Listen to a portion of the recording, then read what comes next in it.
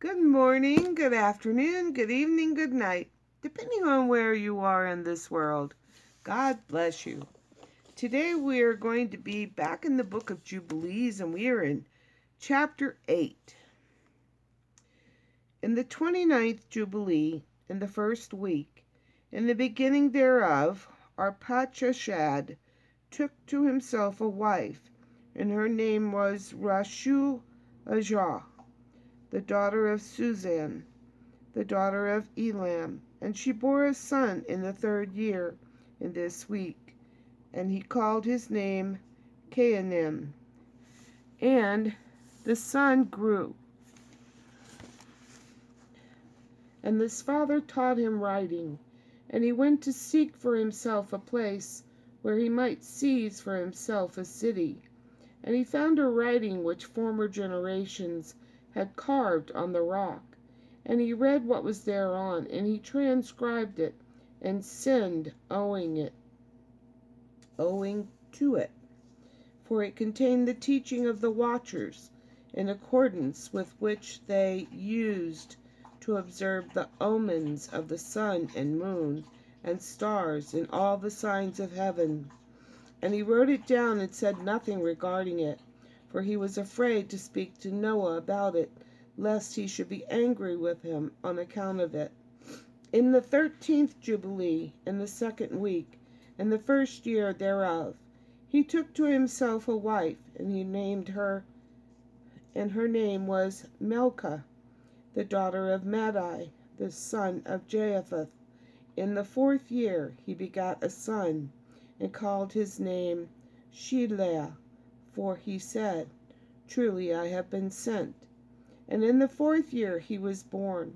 And Shelah grew up, and took to himself a wife, and her name was Muach, the daughter of Chesed, his father's brother. In the 113th Jubilee, in the 5th week, in the 1st year thereof. And she bore him a son in the 5th year thereof, and he called his name Eber. And he took unto himself a wife, and her name was Azurad, the daughter of Nebrod. In the 32nd Jubilee, in the 7th week, in the 3rd week thereof. And in the 6th year thereof she bore him a son, and he called his name Peleg. For in the days when he was born, the children of Noah began to divide the earth among themselves. For this reason he called his name Peleg. And they divided it secretly among themselves, and told it to Noah. And it came to pass in the beginning of the 33rd Jubilee, that they divided the earth in 3 parts, for Shem and Ham and Japheth, according to the inheritance of each, in the 1st year, in the 1st week, when one of us who had been sent was with them. And he called his sons, and they drew nigh to him, they and their children. And he divided the earth into the lots, which his 3 sons were to take in possession. And they reached out their hands, and took the writing out of the bosom of Noah their father.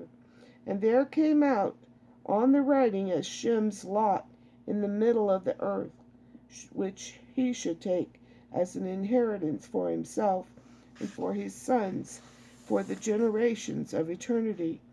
From the middle of the mountain of range of Rapha, from the mouth of the water from the river Tina, and his portion goes towards the west through the midst of this river, and it extends until it reaches the water of the abysses, out of which this river goes out and pours its water into the sea Miat. And this river flows into the great sea. And all that is towards the north is Japheth's, and all that is toward the south belongs to Shem. And it extends until it reaches Caraso. This is the bosom of the tongue which looks toward the south. And his portion extends along the great sea, and it extends into a straight line until it reaches the west of the tongue which looks toward the south. For this sea is named the tongue of the Egyptian sea. Excuse me 1 second.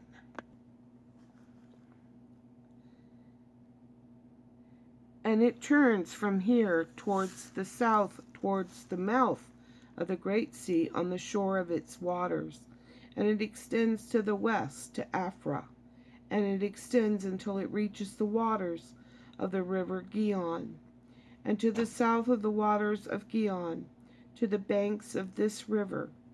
And it extends toward the east until it reaches the Garden of Eden, to the south thereof, to the south, and from the east to the whole land of Eden, and of the whole cast. It turns to the east, and proceeds until it reaches the east of the mountain Rapha, and it descends to the bank of the mouth of the river Tina. This portion came out by lot for Shem and his sons, that they should possess it forever unto his generations forevermore. And Noah rejoiced that this portion came out for Shem and for his sons, and he remembered all that he had spoken with his mouth in prophecy, for he had said, Blessed be the Lord God of Shem, and may the Lord dwell in the dwelling of Shem. And he knew that the Garden of Eden is the Holy of Holies, and the dwelling of the Lord, and Mount Sinai the center of the desert, and Mount Zion the center of the navel of the earth. These three were created as holy places, facing each other. And he blessed the God of gods, who had put the word of the Lord into his mouth, and the Lord forevermore. And he knew that a blessed portion and a blessing had come to Shem and his sons unto the generations forevermore, the whole land of Eden, and the whole land of the Red Sea, and the whole land of the east, and India, and on the Red Sea, and the mountains thereof, and all the land of Bashan, and all the land of Lebanon, and all the islands of Caphtor, and all the mountains of Shinar, and Amana, and the mountains of Asher in the north, and all the land of Elam, Asher, and Babel, and Susan, and Maedah, and all the mountains of Ararat, and all the region beyond the sea. This is beyond the mountains of Asher, towards the north, a blessed and spacious land. And all that is in it is very good. And for Ham came out the second portion, beyond Gihon, towards the south, to the right of the garden. And it extends toward the south, and it extends to all the mountains of fire.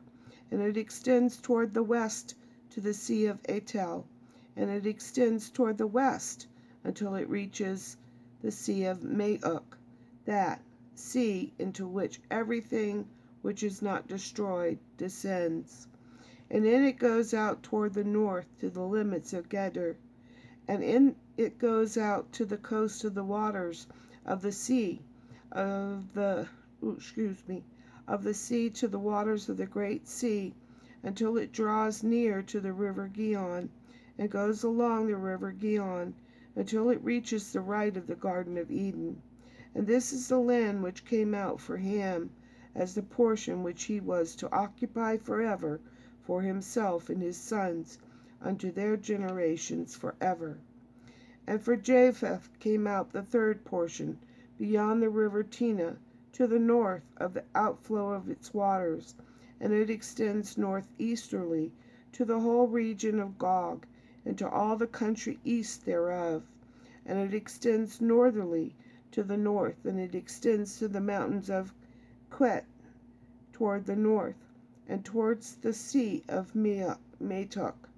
And it goes out of the east of Gedor as far as the region of the waters of the sea, and it extends until it approaches the west of Phera, and it returns toward Apharag, and it extends easterly to the waters of the sea of Meat, and it extends to the region of the river Tina in the northeasterly direction, until it approaches the boundary of its waters toward the mountain Rapha, and it turns toward the north.